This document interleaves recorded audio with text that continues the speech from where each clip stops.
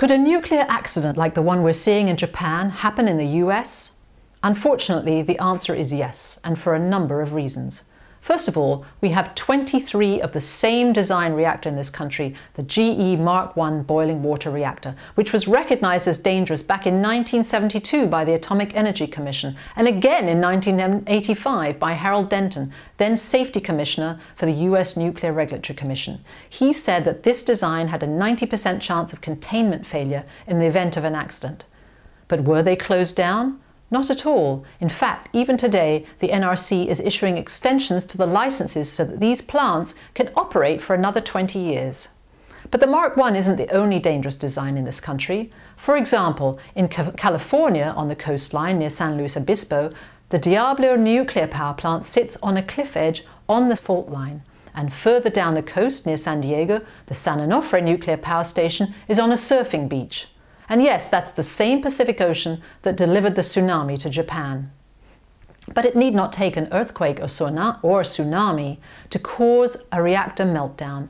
Fundamentally, the ultimate problem in Japan was a loss of electricity. And when they lost electricity to the power plant, they went to backup diesel generators. And when those failed, they went to batteries. And when those died, well, sadly, we know the rest. A loss of power can happen anytime, any place for a number of reasons.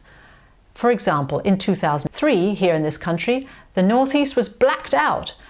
45 million Americans lost power to their home in 8 states. And what was the cause? Failure to prune trees. But you don't need an electricity loss necessarily to create a meltdown. When the 3 Mile Island accident occurred in 1979 and the Chernobyl accident in 1986, both times human error was the root cause of the problem. And you can't design against human error. We can all make mistakes. We should be protected by the NRC, which is congressionally mandated to watchdog nuclear safety.